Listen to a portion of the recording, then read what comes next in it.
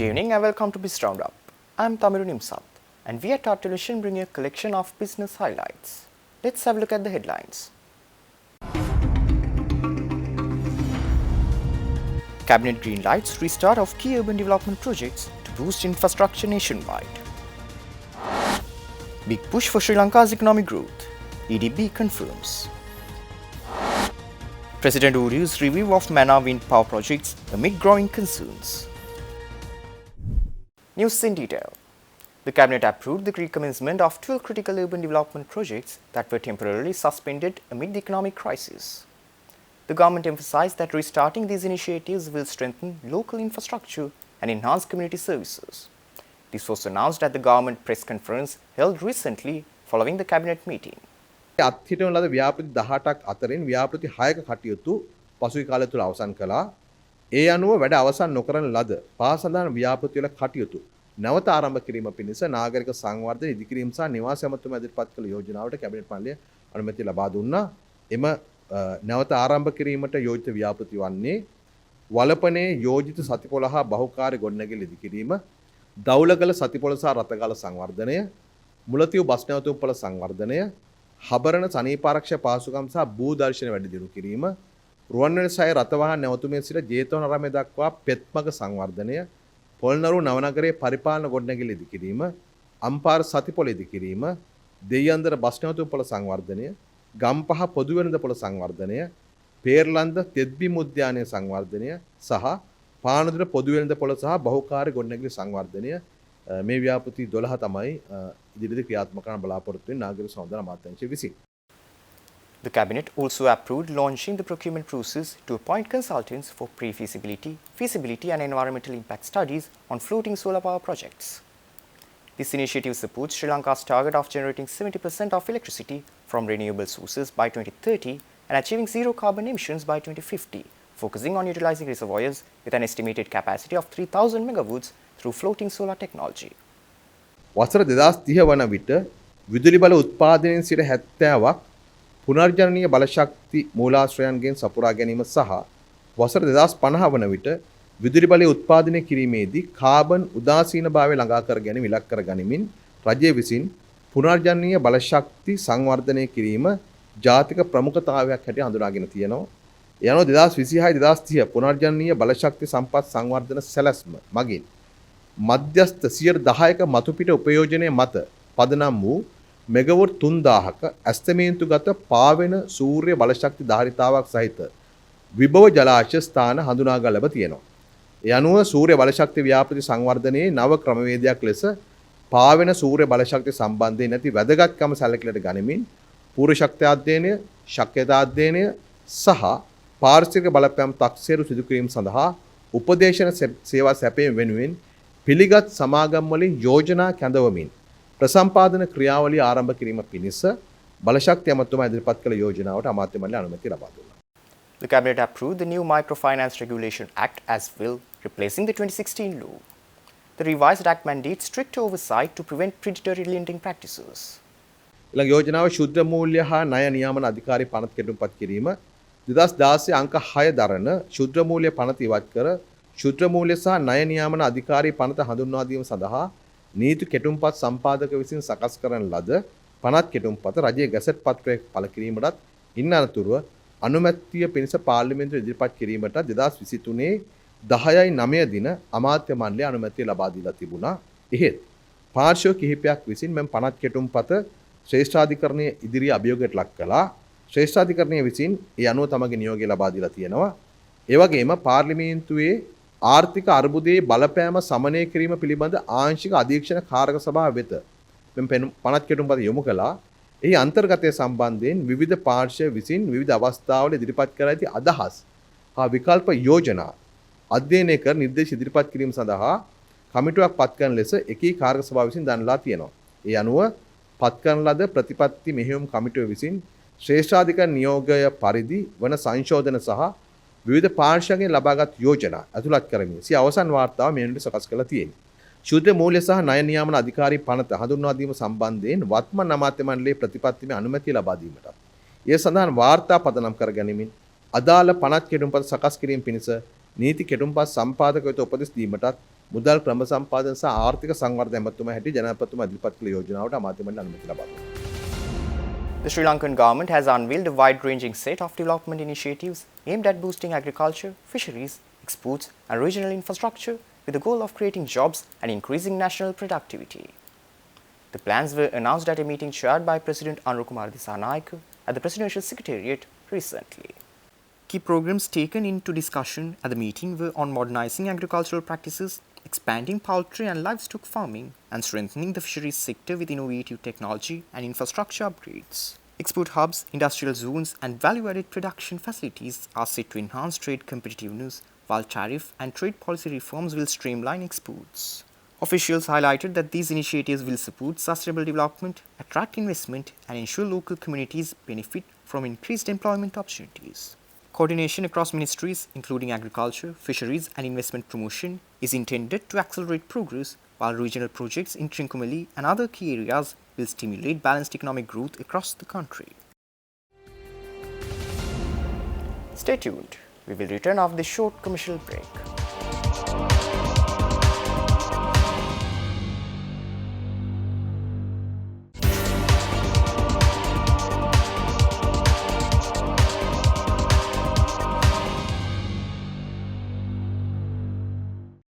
Welcome back after the break. President Anurukumar Dissanayake also led crucial pre-budget discussions for the Transport Ministry at the Presidential Secretariat. The high-level meeting focused on optimizing 2025 allocations and shaping development-focused proposals for the 2026 budget cycle. The President conducted a comprehensive sector-by-sector review, examining current spending on highways, expressways and rural road networks. Particular attention was given to port operations and development plans, with directives to ensure proper fund utilization. In a significant policy stance, President Dissanayake mandated continued support for unprofitable rural bus routes, recognizing their essential service to communities despite financial losses. Emphasizing strategic economic impact, the President instructed officials to prioritize investments that would maximize the transport sector's contribution to national development. The discussion brought together key stakeholders including Transport Minister Bimal Ratnayake, Deputy Ministers, Finance Secretaries and Senior Ministry officials, signalling the administration's commitment to integrated infrastructure planning. President Anurukumar Dissanayake has directed an immediate review of all wind power projects in Mannar. The decision comes alongside the transport sector budget talks and response to mounting protests from local communities about environmental and livelihood impacts. The President's intervention mandates comprehensive environmental audits for all 20 existing wind farms in the region, with preliminary reports due by year-end. New approval guidelines will now require deep environmental impact studies and mandatory community consultations for the 50 proposed projects. Fishermen and farmers in Mannar have welcomed the move, having long complained about disrupted livelihoods from current installations. However, renewable energy developers caution that stricter regulations could delay Sri Lanka's transition to clean energy. The President's office emphasized this balanced approach aims to protect both national energy goals and vulnerable communities. Environmental groups are now calling for the immediate suspension of ongoing projects until audit results are finalized, while industry representatives seek clearer timelines for the review process. The government has agreed on restructuring terms with more than 98% of its external creditors and has completed over 90% of its public external debt restructuring. This was revealed by a statement issued by the Treasury after an investment call hosted jointly by the Finance, Planning and Economic Development Ministry and the Central Bank of Sri Lanka a few days back. Bilateral debt negotiations have concluded with the China Exim Bank, Saudi Arabia, Japan, India, France and Hungary, covering a significant portion of the $5.82 billion owed to the official creditor committee of 17 countries. Talks with Kuwait for $95 million are ongoing, and other bilateral debt of around $200 million is close to finalization, the officials assert. On the commercial side, the government restructured 98% of its $10.59 billion in international sovereign bonds in December 2024. Implementation has also been completed for the $3.2 billion owed to China Development Bank. Remaining negotiations include two commercial banks and some holders of 2022 bonds who did not participate in the exchange, representing less than $50 million in exposure. One bank has agreed to terms and discussions with the other are near completion. Some say the Hamilton Reserve Bank, which claims to hold 25% of the 2022 bonds, has yet to agree with the Sri Lankan officials. Certain other bondholders have entered discussions to settle under the most favoured credit terms of the 2024 exchange offer. Total government debt amounted to $101.2 billion as at the end of December 2024, and total state-owned enterprises debt was $4.8 billion. Total public debt stood at 106.2% of GDP as at the end of same time period. Stay tuned. We will return after this short commercial break.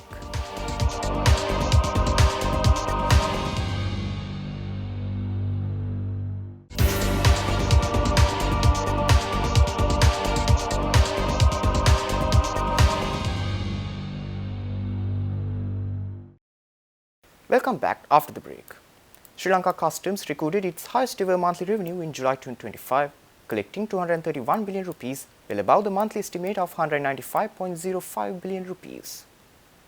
The department has also set an ambitious annual target of 2,115 billion rupees by the end of this year, and that is the largest ever target in its history. Customs officials say that the performance marked a 118.4% increase, driven largely by a surge in vehicle imports. They add that by the end of the first 7 months of 2025, Sri Lanka Customs had collected over 1.22 trillion rupees in revenue, with more than 303 billion rupees coming from vehicle import taxes, including excise duty. Despite the scale of the goal, senior officials expressed confidence in achieving it, citing strong revenue momentum carried over from 2024, when Customs posted a 60% jump in collections to 1,535 billion rupees from 975 billion rupees in 2023. They further added that they are on track for another record-breaking year, as they have achieved the 60% of the target already. Only 844 billion rupees, or 40%, remains to be collected. The July milestone comes as Sri Lanka looks to boost overall fiscal performance, with customs revenue forming a key pillar in the government strategy to strengthen state finances and support economic recovery. The Colombo Stock Exchange, in collaboration with the Securities and Exchange Commission of Sri Lanka and the stockbroking industry, is set to conduct an Invest Sri Lanka Investor Forum in Singapore. The forum will bring together high-level government officials, regulators, listed companies, stockbroker firms, and international investors to foster connections and promote long-term capital flows into Sri Lanka. Building on the momentum of the successful Foreign Investor Forum held in Colombo in March this year, and the initiative aims to further engage with global investors and promote Sri Lanka's capital market as an attractive frontier investment destination. 11 major listed companies will be participating in the forum, highlighting the strength of Sri Lanka's listed sector and the broad investment opportunity it represents. With over 150 registered participants, they would gain access to a series of sessions offering in-depth insights into Sri Lanka's capital markets, economic outlook, and investment opportunities, including access to engage with Sri Lanka's top corporates. The program will also feature 2 high-level panel discussions where leading experts will share their perspectives on macroeconomic trends, market performance, and future growth opportunities. These sessions will highlight the resilience and potential of the market, showcasing recent policy reforms, improved infrastructure, and a robust ecosystem that supports sustainable investment. Sri Lanka's capital market has shown strong performance in recent years, with notable growth in index returns, market turnover, and capital raising activities. The country continues to gain global recognition, including from the International Monetary Fund, for being on the right path towards macroeconomic stability and fiscal discipline. The Sri Lanka Export Development Board announced that it is taking new measures to strengthen the nation's global trade network. Accordingly, Sri Lanka has appointed 15 new diplomatic representatives for key postings across Asia, Europe, Africa, the Middle East, and the America. Export Development Board Chairman Mangala Vijayasinghe asserts that the initiative is aimed at boosting market penetration, enhancing competitiveness, and positioning Sri Lanka as a dynamic player in the global export arena. The appointments include ambassadors, high commissioners, and consuls general in major economic centers and emerging markets, from Asia's manufacturing and technology hubs to Europe's commercial capitals, Africa's fast-growing economies, the Middle East trade corridors, and the America's consumer markets. Officials will work closely with the EDB to promote both traditional exports like tea, spices, and apparel, as well as emerging sectors such as its services, pharmaceuticals, and value-added manufacturing. The EDB says the combined reach of these missions will open doors for exporters, foster direct links with buyer and trade institutions, and drive long-term economic growth through increased global visibility for Sri Lankan products and services. With that, we wind up for today. For this and more, subscribe to our channel on YouTube and follow us on Facebook. See you tomorrow with State of Business at 7:45 p.m. Take care and good night.